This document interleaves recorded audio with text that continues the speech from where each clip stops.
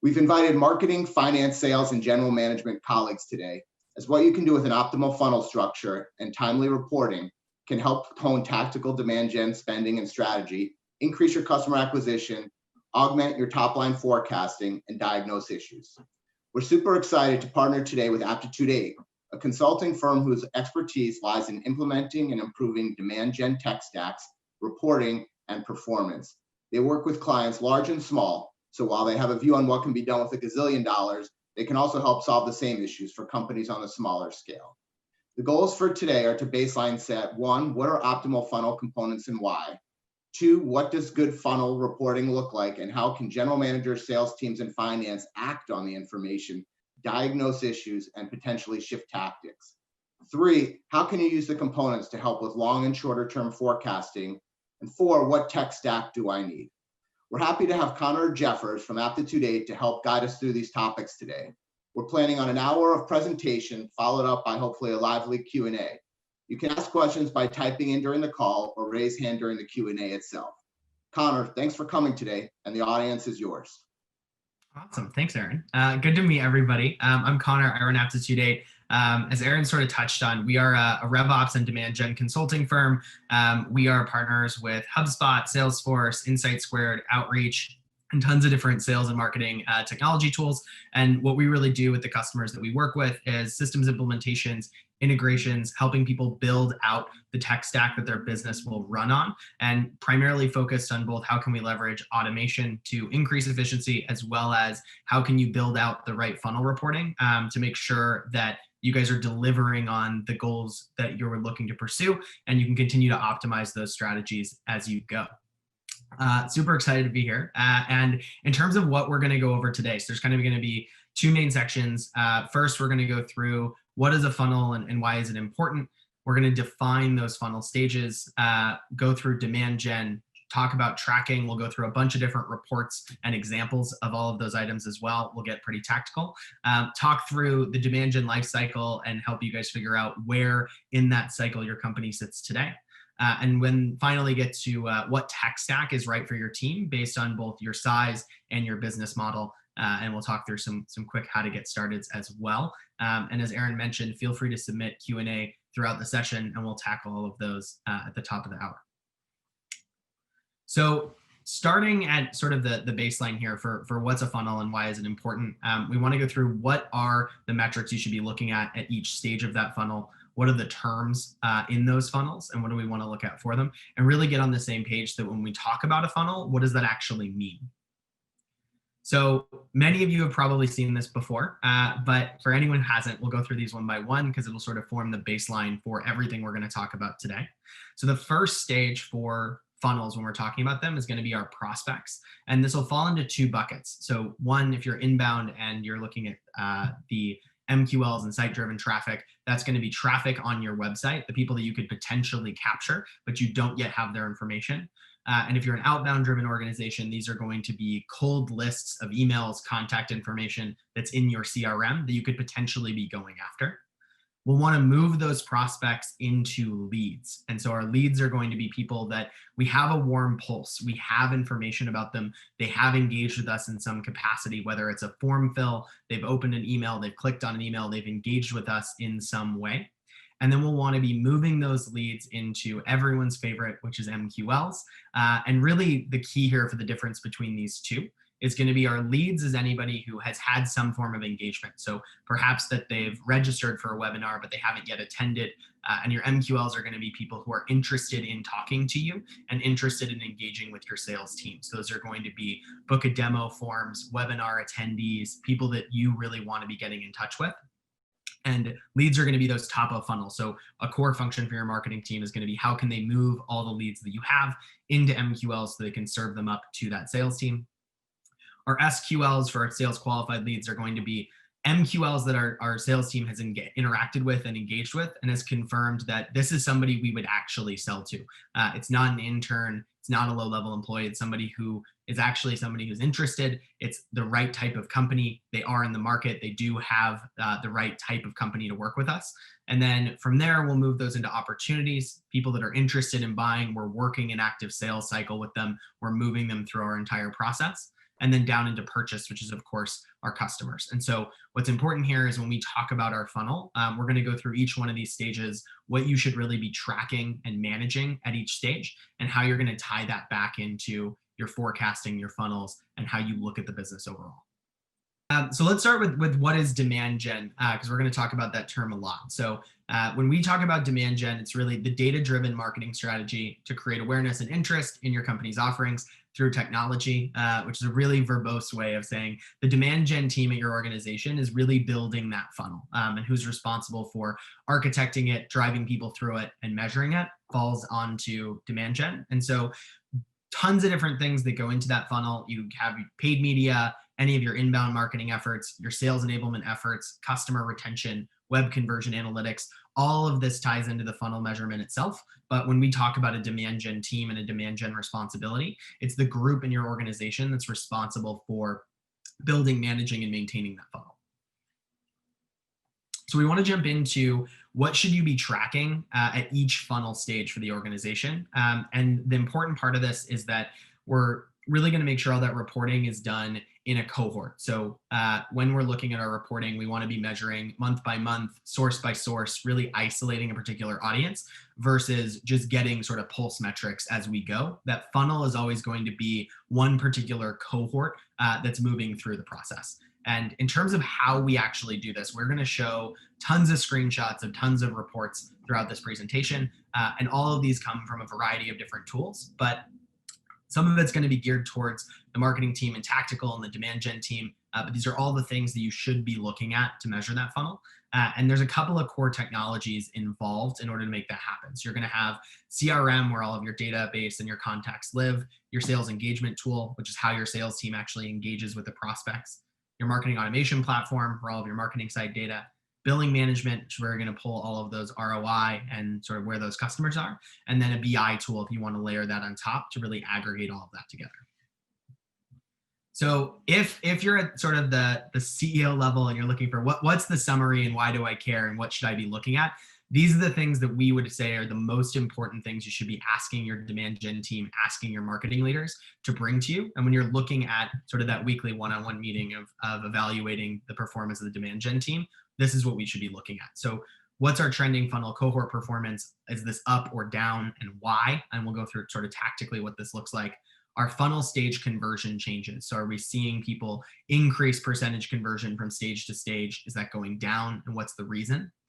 Our forecast based on that funnel. So we really want to answer, does our sales team have enough leads in order to feed the revenue goals that they're pursuing? What was the performance from the last period? So how well did we perform last month? Is that getting better or worse?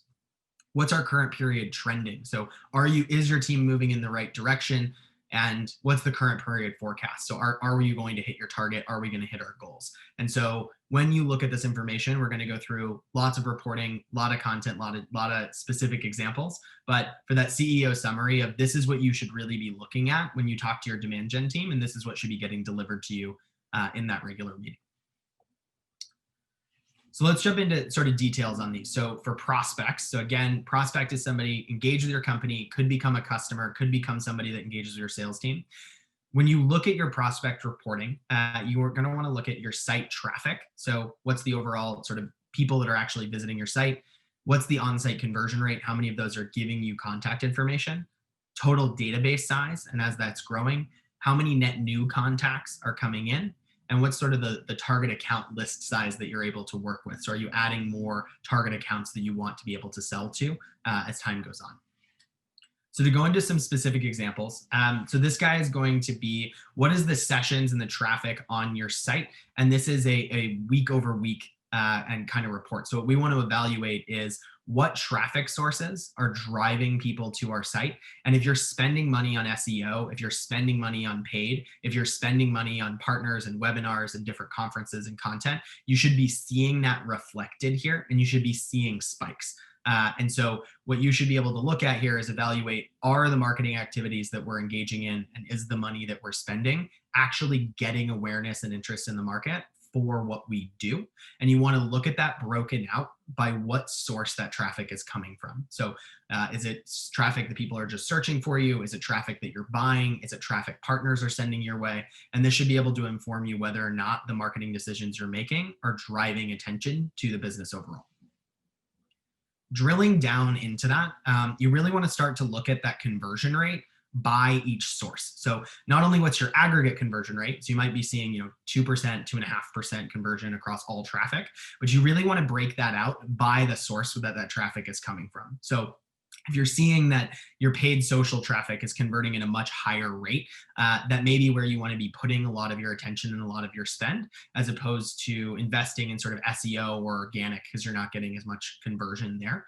And this will help you prioritize different channels and prioritize different sources for where you should be investing for the demand gen team.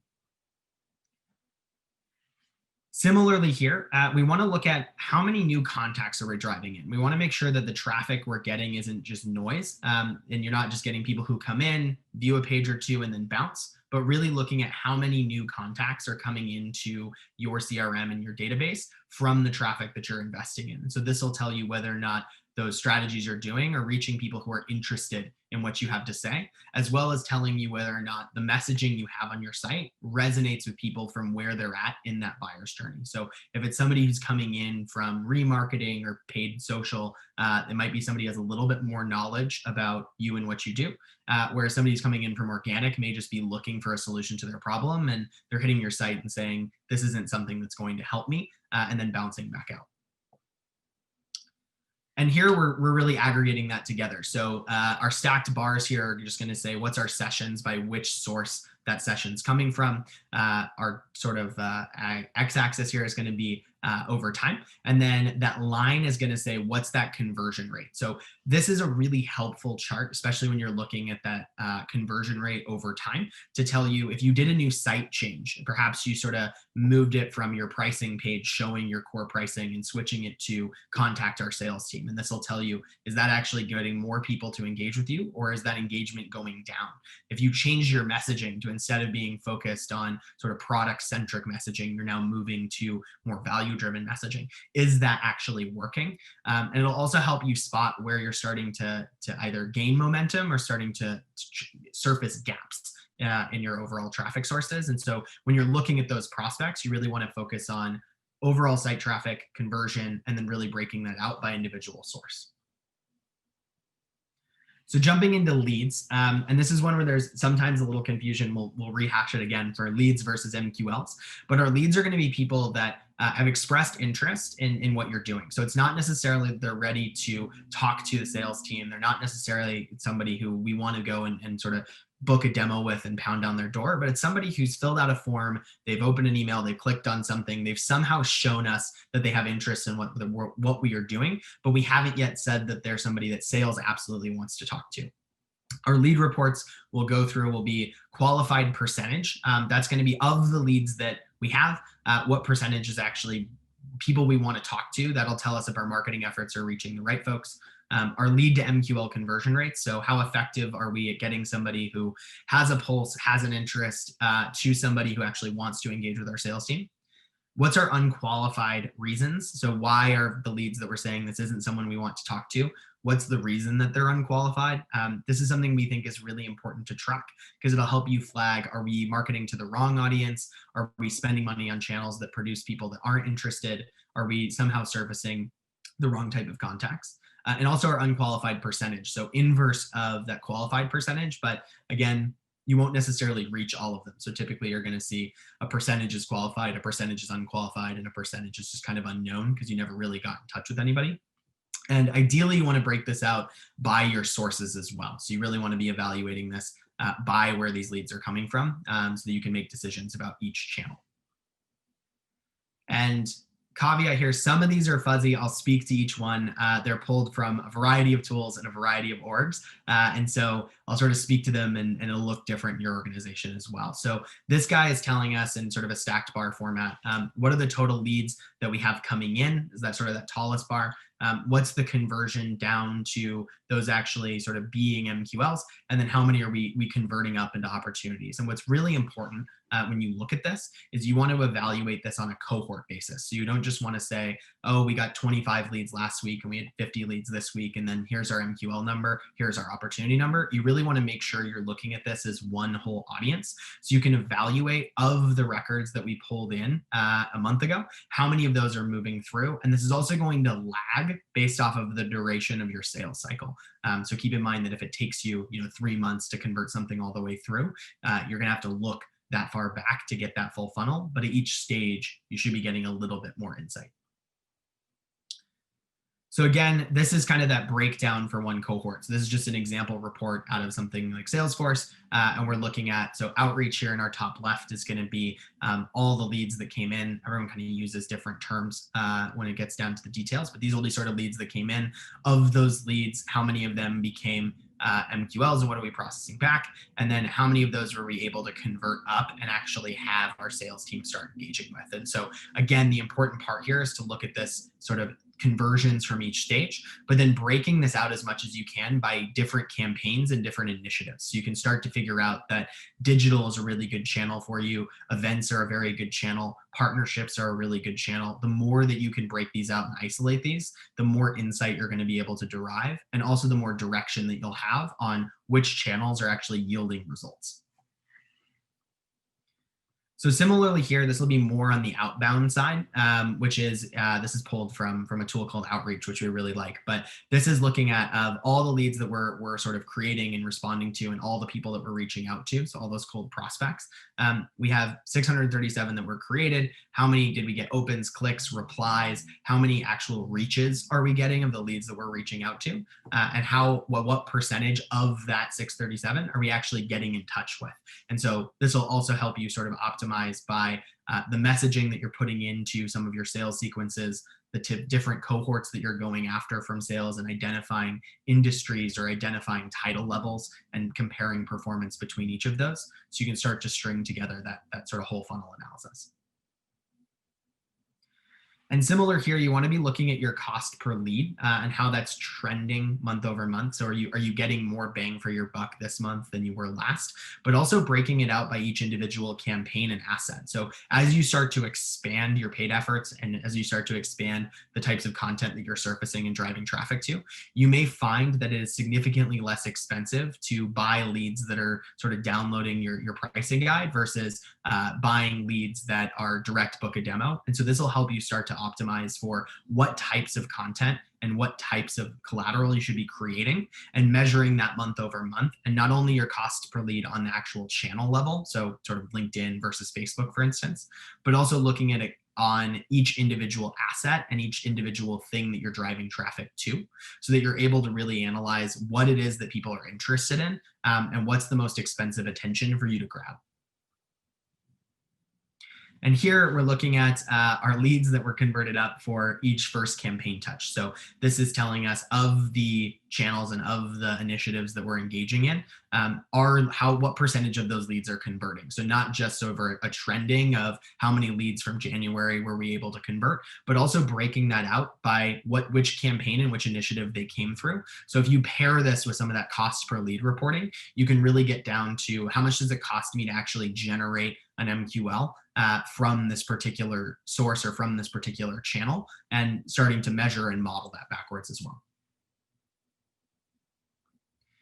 So here, when we talk about MQLs, so our MQLs will be contacts that are sales ready. So they're directly somebody that we want sales to reach out to, we want sales to sell to, we want sales to engage with. And when we're looking at our MQLs, we want to look at MQLs by month, how we're trending, our MQLs by channel, our MQLs by campaign, which will be the initiatives that we're actually launching, what our response time is, how long does it take sales to get back to those MQLs, and then what's our conversion rate down to sales qualified leads as well.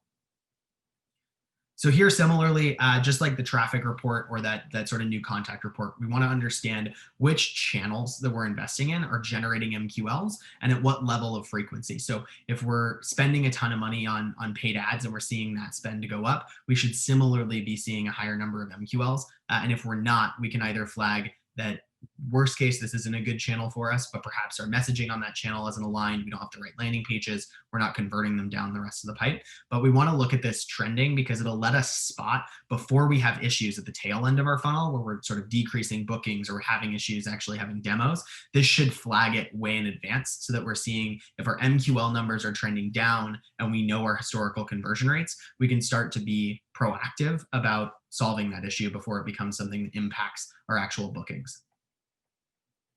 Similarly here, not just looking at what is the raw MQLs we're bringing in, but also how's our conversion trending. So on average, are we actually increasing the quality of MQLs? So they're actually becoming SQLs. We're getting higher quality MQLs into our system. Or perhaps you're investing in some of your sales messaging. You're investing in sales training. You're bringing on new sales leadership. You should be seeing a higher MQL conversion rate because you're more capable of taking somebody who has an interest in what you're doing and an interest in your business to somebody that actually is a good qualified fit. We're asking the right questions. And also starting to break this out by channel becomes extremely important as well, which we'll show in sort of some subsequent images here. But really evaluating what's our conversion rate for those MQLs and how is that trending over time. So we can start to look at those cohorts and see, are we performing better or worse to where we were, and starting to diagnose that before it affects that bottom part of the funnel. Again, campaign cost reporting. So not just looking at, everyone sort of says, oh, it's the cost per click, it's your cost per lead. You really want to be measuring that cost to every single layer of the funnel and sort of trickling it down. So it may only cost you a certain amount to get sort of and in this example, they have campaign numbers as leads and then leads as MQLs. But when we're looking at that cost per individual lead and engagement versus cost to be able to generate that MQL, and then also looking at the cost to generate any opportunities from that, and ideally breaking that out by campaign and by channel, so that we really want to get towards in any particular cohort is in Q1 of 2020, how much did we pay for MQLs? How much did we pay for MQL by each campaign and each channel? And if we start to break that out by types, we can start to optimize that demand gen investment to the channels that actually are generating conversion later in the pipe. And this guy here, a little fuzzy, but in our top left, we have our MQLs this month by trend, similar to what we saw before. But what's important here is comparing this to our SQLs. So we really want to know what is that conversion from MQLs to SQLs. And if those lines are not sort of in lockstep, we've changed something that is having either a positive effect or a negative effect on our conversion rate. And we want to be looking at that at those ratios. So your lines are going to be sort of spaced apart, different amounts depending on the effectiveness of some of the strategies you're engaging in, but you should see them sort of parallel all of the time. And if they start to divot in one direction or another, that's a change that you want to sort of drill down into. And you also want to look at that conversion. So of those SQLs you're pulling in, how many of them are you moving back up? And again, looking at this by source. So that bottom sort of chart there is on your y-axis. You have each individual lead source. What are the MQLs that are coming through, and what percentage of MQLs from that source are getting converted up into SQLs that are qualified and our sales team is now working. And so you will both want to know that on a total level, trending month by month, but you also want to break that out by source as much as possible so that you can start to figure out which sources drive the highest quality records that your sales team says, if people find us from Google search and they hit these pages, this is somebody who converts a lot higher. And that may convince you to sort of start investing more in SEO as a strategy versus paid, for instance. SQLs.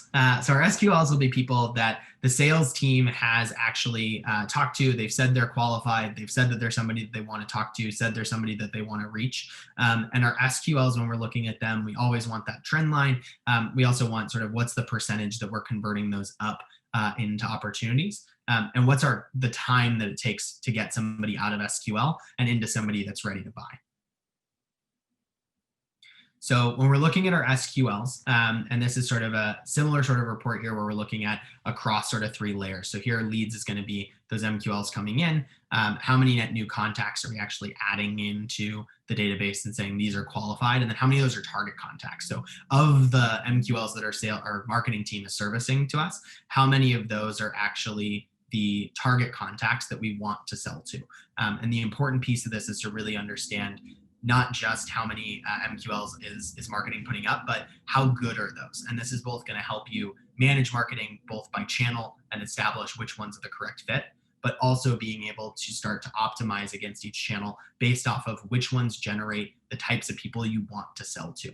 Something we see really common is people will talk about how cheap it is. They can drive leads off of Facebook and they can get engagements, and LinkedIn's really expensive. But when you look at sort of that cost per SQL on a channel like LinkedIn, you're going to see that be much lower than your cost for SQL from something like Facebook, because your targeting is much better and the quality of the contacts that you're able to generate are just significantly better than what you're going to get from channels where you can't do as much targeting.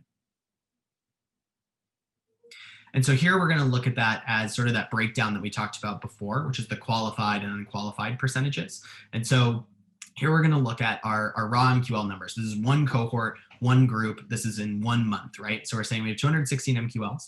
Of those, 105 are not sales engaged. That's going to be people that are sitting in MQL. Sales hasn't been able to get in touch with them yet. Sales hasn't made them an SQL and hasn't sort of taken a look. And then our sales engaged are going to be those SQLs. So ones that sales has talked to, sales has said, yep, this is real. They are a good fit. They're somebody we want to sort of actually move into an opportunity and be pushing through our pipeline. And then of those, how many are we moving into opportunities? And then how many are just moving into disqualified? So disqualified here is going to be, we reached them, they're not a good fit, they're the wrong type of company, wrong type of business, they don't have the budget, they're too small. And really the difference for that not sales engaged are the ones that we should be getting in touch with, and we haven't yet determined whether or not they're SQLs. And you'll sort of see some atrophy here as well. So typically, you'll reach a percentage of the MQLs that come in, and a bunch of them will just sort of fall off because you can never get a hold of somebody. And you also want to be tracking that percentage as well. So how effective is sales at actually reaching somebody and evaluating this is a good fit or it's not a good fit, versus it just sort of atrophying in the database. So for opportunities and our customers here, so opportunities, qualified prospects, we're actively working them through the sales cycle, and obviously customers are people who've signed up. So when we're looking at sort of these metrics, we want to look at opportunities by our campaign. So we want to look at sort of how many opportunities is each initiative and each marketing plan that we're engaging in generating. What's that opportunities by source? So source and campaign are different. Source is going to be something like paid search, whereas campaign will be, we are promoting this particular ebook through paid search as a channel. And so that's the campaign is going to be the asset or the thing that you're actually engaging in. And how are our win rates sort of by source, by campaign, by rep, average days to close, our sales stage velocity, so how long does it take to get through that sales cycle, and ultimately what's our campaign ROI, so that each campaign we're investing in has maybe multiple different channels of promotion, single asset, multiple different leads and opportunities getting generated. How do we evaluate sort of the actual ROI of that investment? So here we want to look at our opportunities month over month, seeing what are coming in, but also seeing what sources they're coming from. So as we start to see some of these grow, we might be finding that certain sources are actually creating more opportunities for us. And really looking at this and staying ahead of it on a cohort basis will also help you figure out where to be investing and seeing what's generating real opportunities. So very similar to what we looked at with some of the source data on the MQL level, but you want to pass that over to your opportunities to find out which prospects from which sources are moving further into that sales cycle. Here's where you're really going to want to be looking at your win rate and also how that's trending, and really understanding sort of over time, are you closing more deals or are you losing more deals, and sort of driving into that cause. And this will help you surface some of those issues, whether it's on the sales process or the quality of those leads that are coming through. So the demand gen can start to optimize as well, so you can see where those are going from. So this one I won't spend too much time on because Aaron's going to expand on quite a bit. But what we want to sort of touch on is looking at our bookings trajectory and how we can sort of start to forecast by taking our win rate that we're sort of tracking on a quarterly and a monthly basis. What's our conversion and our stage velocity? So how long is it taking for a deal to get closed? And then once that deal is actually moving forward, we can sort of take that average amount and we can start to look at what we're forecasting for our bookings if we're modeling everything in that whole pipeline. So I'll let Aaron expand on this quite a bit more later, but to give you kind of a taste of what this could look like in a visual view prior to getting into more of a spreadsheet. Similar thing here, really looking at sort of what we describe as sales math, which is saying if we know how many opportunities we're generating, we know what the average deal size is, and we know what the average sales cycle is because we're measuring conversion at each stage, we can start to forecast out what our bookings are going to look like whole sales cycles out. And so if you aggregate that back up to the top end of the pipeline, you can do the same thing, and you can start to model backwards for what it costs you to generate something at each stage of that funnel, and then really tying that back into your overall forecast. This is similar. The difference here is we're looking at this broken out by where it sits in the overall stages. So are our conversion rates going up? Are they going down? Are we getting stuck on any particular stage or any particular event? And so what we may find in a report like this and what we may glean is not only are we sort of encountering issues when we get to the contract signature piece, but our conversion rate there is going down. And so it may make a lot of sense to invest in document automation tools or track things more tightly here, or maybe automate and improve our sales to finance process for how we're actually getting contracts out the door. And what this will tell you is how are you trending, and are the changes you're making operationally to the RevOps component of your business increasing the speed with which you're able to move deals through the pipeline, or are you making changes that are slowing things down? And here we see that aggregated, right? So we're not just looking, we want to see sort of one cohort over one time period in the last 12 months. What's our conversion rates? And this is where we're really targeting. If we see, we want to be targeting the lower numbers first. That's where we're investing time and attention. And where we're seeing things that are really high, we want to figure out, what's the reason that we're driving those so intensely forward, and really just looking at that in one particular time period. So here, this will be touched on quite a bit more on Aaron's section, but to give sort of a taste of it is really looking at what's that entire funnel, how long does it take for something to move from stage to stage, and also what's that conversion rate. And so if you total up sort of the average duration across each stage of your overall funnel, and you look at your overall conversion rate from each stage, with those two pieces of information, you can start building really powerful forecasting. And ideally, you want to be looking at this not just at an aggregated level, but also drilling down into this by each source, by each campaign. And as your business expands, starting to add more and more sort of slices of that data as you go. And what this will do is help you surface where are you lagging, where can you be doubling down, what needs to happen in order to decrease either the duration or increase your conversion rate, because ultimately those are the two levers you have to pull along with your pricing and your deal sizes to actually impact the raw revenue numbers for the business. And finally, when we look at sort of like individual campaigns and what you want to see here, we really want to break this down for that ROI in campaign. So we want to be saying of when we launched this campaign, how many leads, how many did we actually generate, how many responses did we get from our database, how much did it cost us to get somebody to respond to this campaign. So that sort of cost per member in hierarchy, that $3.95 is saying it costs us $3.95 for somebody to register for this webinar, to download this ebook, to really get somebody in the top end. And then how many of those end up becoming opportunities? So of the people that we got engaged through this campaign, how many of those actually ended up becoming an opportunity, and how much did it cost us to get somebody there? And then ultimately looking at how many won opportunities did we generate from this campaign, and then aggregating that back to cost. So really breaking down inside this campaign, what's its performance, not just on an aggregated level, but for each initiative that we're investing in, and how much are we able to convert things through, and what's the ROI back from that. Cool. So this is where we talk about the demand gen life cycle. So you guys probably fall into one of these buckets and one of these phases. So phase one, if you're early on in your demand gen process, early on in sort of having that marketing team, is the really big question is how do we get leads and how do we get MQLs? How do we get people interested? And in phase two, it starts to become an operational problem. So we're now generating leads, we're generating MQLs, people are interested in what we're doing, people are interested in what we have to offer, but how do we actually react to those records, and how do we engage with them? And then phase three, you now have a sales team, they're working off the leads that you have, and the question starts becoming, how do we get good MQLs that become SQLs? And how do we sort of filter out all of the noise to find people that actually are worth us talking to? And then that sort of last phase of how do we really pour gas on that fire and ramp this way up? So really looking at that on a full funnel basis. And so depending on which phase of this life cycle you're in, we'd recommend you really focus on that particular problem. So phase one is going to be, where do we invest for demand gen? Phase two is going to be, how do we build the right system stack to optimize and be able to track and manage these things. Phase three is really filtering back by channel and optimizing your overall strategy. And phase four is looking at, conversion rates through each step of that funnel and starting to optimize each one of those and really focus on that sales process or sales marketing handoff, all the operational side stuff.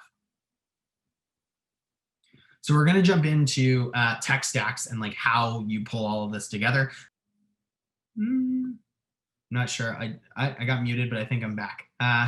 So let me start over. So before you really start looking into what tech stack you want, you really want to start with what type of team do you have. And so we're really going to break this into two buckets. So one is an inbound focused team, and one's an outbound focused team. So inbound focused teams, you're going to have a smaller ACV. You're really going to be marketing or a product driven company, and you're really going to be measuring sort of your MQLs and your PQLs, just like your product qualified lead, free trial type stuff, are the lifeblood of your company. And so people that are sort of fall into that category, right? You have people like Zoom, you have people like Clearbit, Notion, Dropbox, typically a freemium type of model that you're going to have a smaller ACV, so you can't spend as much on a sales team that's going to go out and sort of get those deals. On the flip side, you're going to have outbound focused teams. So much higher average deal size, really a sales driven culture and product. Your SDRs are really heavy on your headcount in terms of your demand gen function. And your sales ops and your demand gen team is really supporting sales and not necessarily owning a revenue number that they're solely generating. That you have to really focus on that sales, marketing to sales handoff. And sales enablement is a core function of that marketing team. And you're really going to be measuring like how many demos, how many top of funnel sales processes versus how many free trials did we have sign up, and that really becoming the guiding metric. So in terms of the types of tech stacks that we typically like to recommend and put people on. So if you're an outbound driven team, you're going to want Salesforce.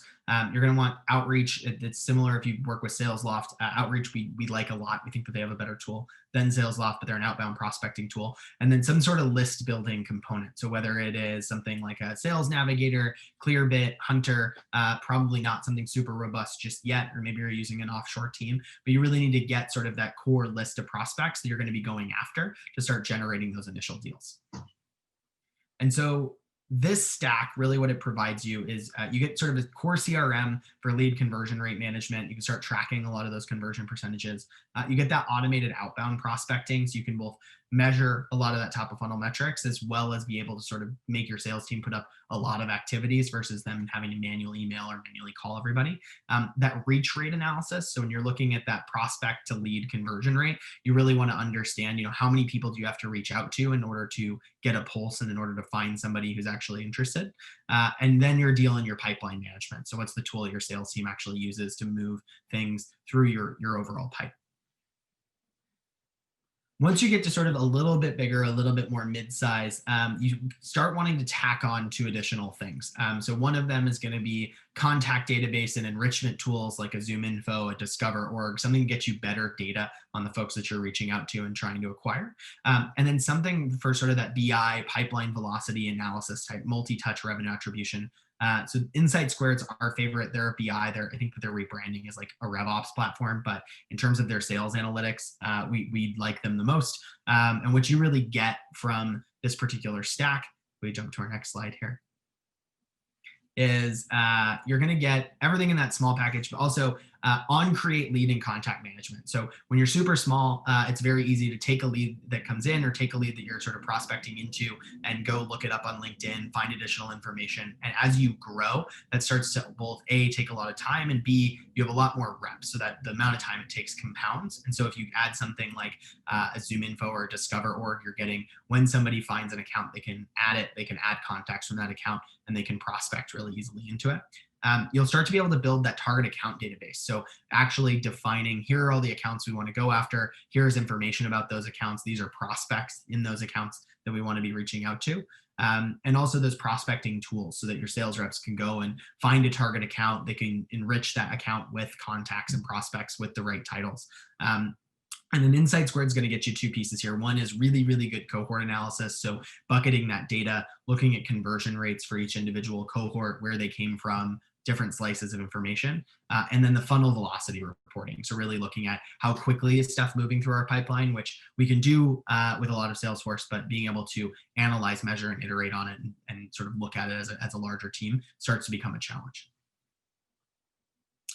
So once you're starting to get a fully robust, you have a full sales team, a full demand gen team, you've got a bunch of different functions, you start needing to tack on a couple of different additional things. So one of these is a billing management solution. So whether it's NetSuite, Intact, Zora, ChargeBee, whatever it may be, and really looking at how are you tying that back into Salesforce so you can figure out what's the ROI in a lot of these campaigns, how much are things actually looking like, if you are sort of a marketplace model or something more complicated than just sending a contract and that's what they pay you, tying back a lot of that payment information.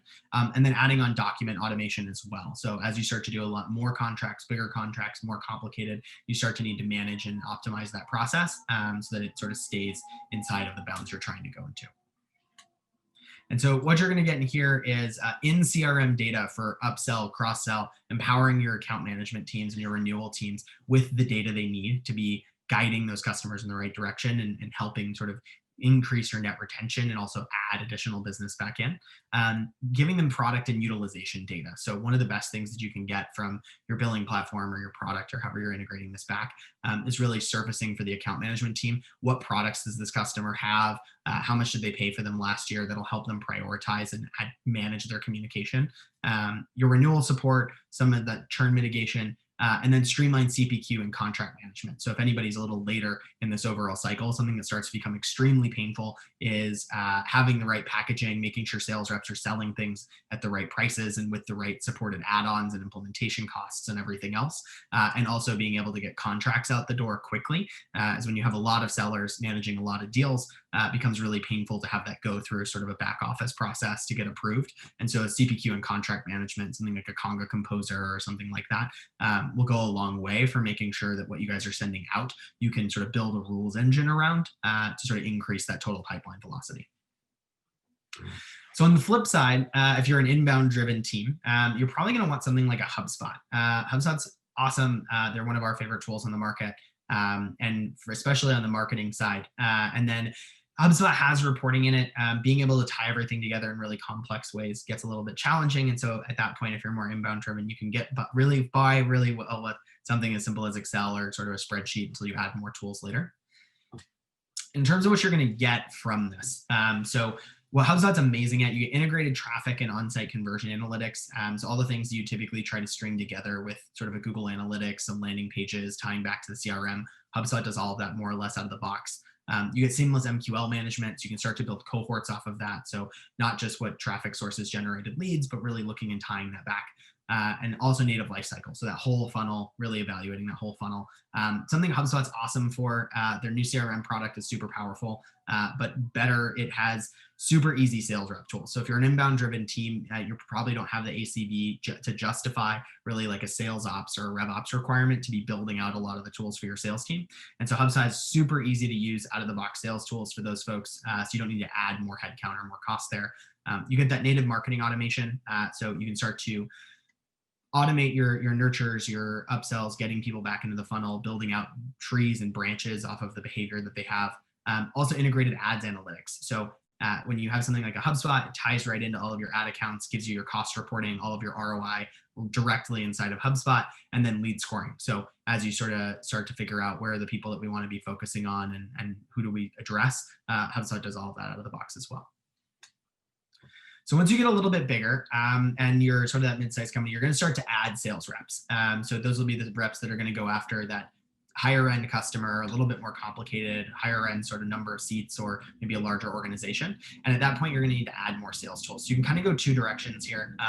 HubSpot has an awesome Sales Pro CRM product. Their enterprise tools coming a really long way, or you're going to grab something like a Salesforce and wire them up together and sort of integrate them. And then you'll probably want to add on something like an Insight Squared as well, similarly to what we talked about for the outbound piece. And what you're going to get from here is really starting to get into that deep cohort analysis, getting into multi-touch marketing attribution, starting to understand over the course of an entire deal cycle which marketing initiatives are moving things over the finish line instead of just what's that first and that last touch, understanding that whole customer journey.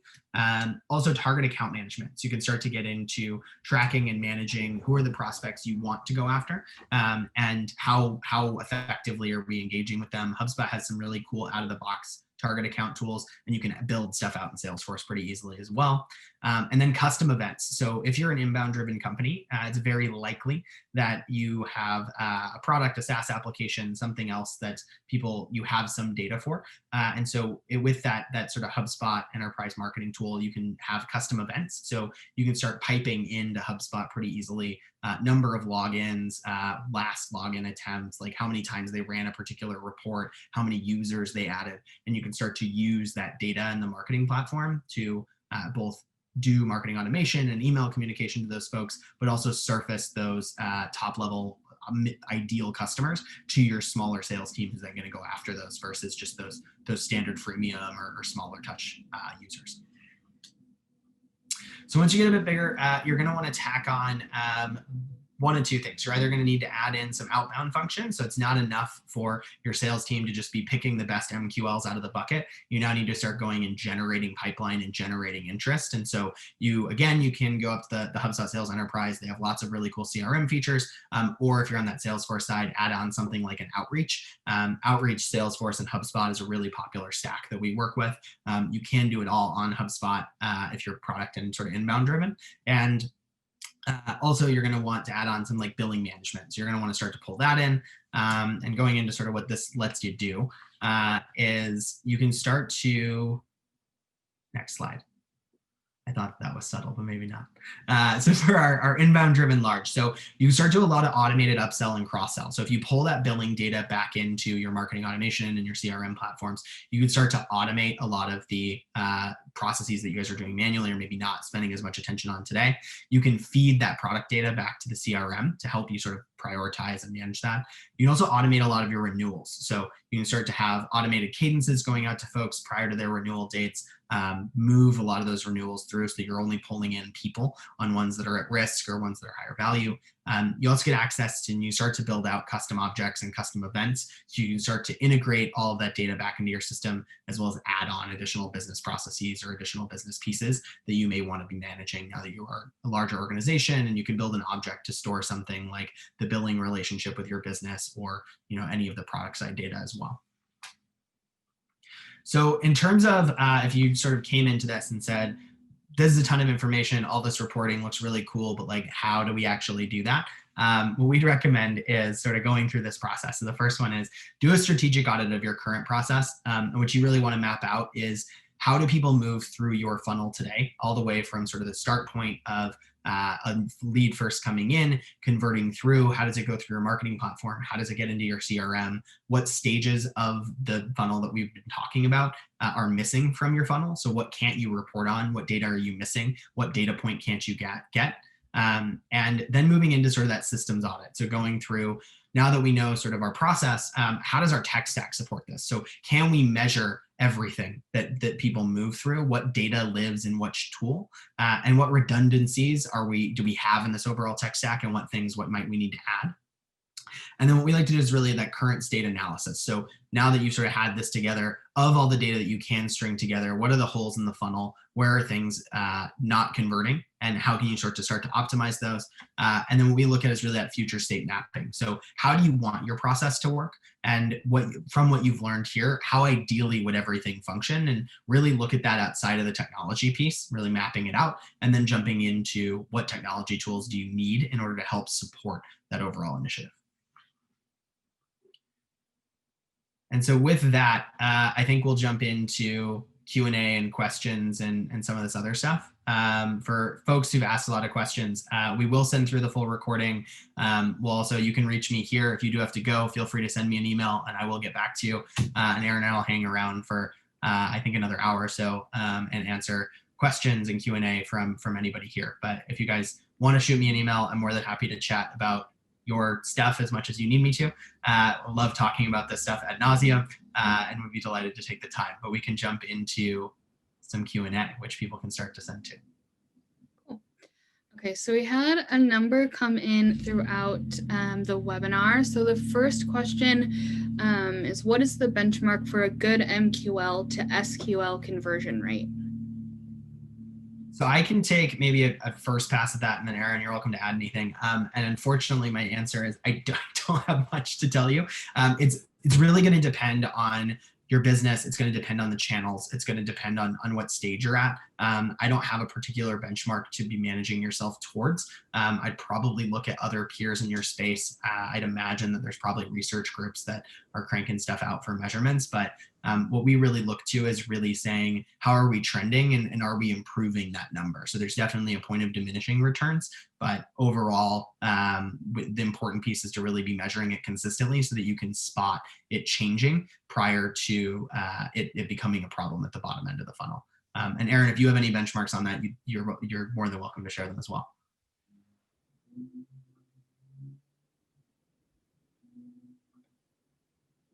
Let's go to the next question. Cool. Okay. The next one was about Salesforce. They asked, how are you getting the cost into Salesforce? Is this a manual input or are you leveraging an integration? Yeah, so on some of these examples, typically what we're seeing is it gets manually added. And the reason for that is that the way that the demand gen team and the marketing team is looking at this data is typically a little bit different than how it's coming in from the finance side. So what we typically see is finance sort of collaborating with the demand gen team, providing them cost numbers, and then the demand gen team assigning it to individual campaigns. If you're looking primarily at like ad spend or platforms that have really cut and dry costs, you can pull those automatically into a tool like HubSpot, or you can wire it back up to Salesforce as well from your Google ad platform with a pretty easy sort of like integration or API connection to pull those cost numbers back. But typically we're seeing those come in, and then Aaron, you had talked a little bit about how you could sort of use that and map it back to your chart of accounts. So you could do it outside of Salesforce as well.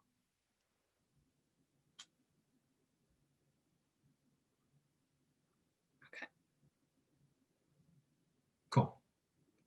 All right, the next one that came in says, I viewed best practices as creating SQLs only after discovery calls. And that's the basis for their pipeline. They've heard that other people will create SQLs prior to or during a discovery call, but still not knowing whether the sales lead is actually qualified to be included in their pipeline. Do you have a perspective on that?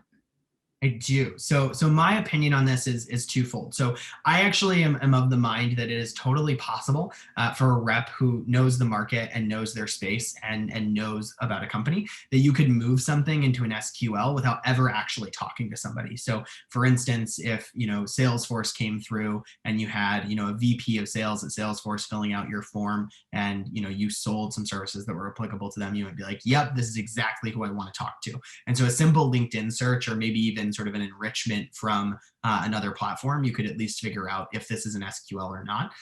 But all of it's not going to be that cut and dry. So some of them is sales saying, yes, this is good, I do want to move this forward. And some of them are going to require you to actually reach that MQL before saying that this is a sales qualified lead. It'll be a little bit based on that rep's perspective, but the goal of that SQL is really it's primarily a measurement for sales to tell us, is this lead somebody that you want and you want to sell to, and this is a good fit for what we're doing? And so some of the time sales can do that without ever needing to call anybody, and sometimes they actually will need to reach out and go to people. And so typically when we're building out sort of these systems or these processes, we like to do a lot of managing that data, where sometimes they have leads and they'll just immediately convert them into contacts and opportunities, and they'll be like managing it, saying, yep, this is good, it's an SQL. And other times they'll sort of lead them in that lead database and say, hey, I'm trying to call them, but I haven't really been able to validate it. And from a Google search, I can't quite tell that it's a great fit. And so it can be a little bit hybrid, but the way that I would look at SQLs is, this is somebody that sales says, yes, this is the type of lead that I want. This is somebody good, it is qualified, and I do want to be able to work it. The next one is more about technology. They noticed that you had grabbed some like screen grabs out of Salesforce, and they were curious like what other tools were used to like compile this presentation. Yeah, we touched on a little bit. I think that this came in before we got to some of the tech stack stuff. A lot of the really sophisticated reports and charts you guys saw were primarily coming out of something like an Insight Squared. You can get really far with just Salesforce. We typically can help organizations scale up to like 80, 100 employees and a pretty sizable go-to-market team without needing to add on something like an Insight Squared yet, because you can get a lot done with Salesforce reporting. As you sort of start to push past that and you go from, I have a question and I want to be able to have an answer, but also be able to analyze that answer all in one sitting versus having a question, going and building a report, looking at that report, having sort of longer cycles. That's where something starts, like Insight Squared, starts to become extremely valuable as more of like an insight tool. It's a little redundant because it's kind of their name, but an insights tool as opposed to something that just gives you reporting back. Cool. Okay. So in addition to all of the metrics that you've shown, shouldn't we be tracking the rate at which a channel produces closed deals? For instance, when weighing Facebook leads versus LinkedIn leads, isn't the real bottom line what it costs to result in a customer? Yes, definitely. We absolutely want to be knowing how much we're getting for customers and how much those customers are worth. But the goal here is really to be looking at that further up in the funnel. So if you have to wait one whole sales cycle to have any idea sort of like what it costs you to generate a customer, you're going to be lagging pretty far behind and you're not going to be able to iterate and optimize as quickly. And so if you can measure those core metrics higher up in the funnel, it's better for sure. The other piece is you want to be able to know whether changes that you're making are having an impact without having to wait that whole sales cycle also. So if you're launching sort of LinkedIn ads, or maybe you changed from using, in feed to using something that's like the in-mail ads directly, and you're seeing, whoa, we're getting way more MQLs for this at a lower rate. You want to know that without having to wait for that customer to actually close and pay you. And it's all about sort of speed. And at the end of the day, you should absolutely be able to look back and say, here was our cost per opportunity for this strategy and this initiative. Next, somebody wanted some help understanding what a PQL is. Yes, so PQL stands for Product Qualified Lead.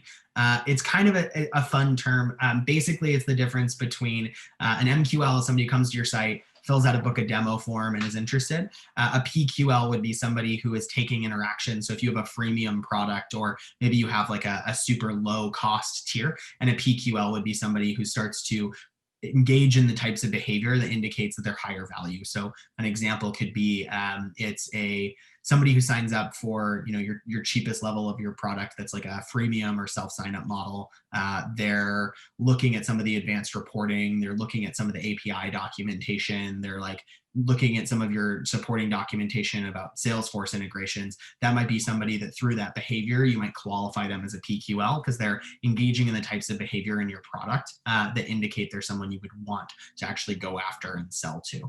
And so it's a kind of a just product qualified lead, but it's behavior that someone expresses inside of a product itself as opposed to behavior on the site or downloading or interacting with a particular form.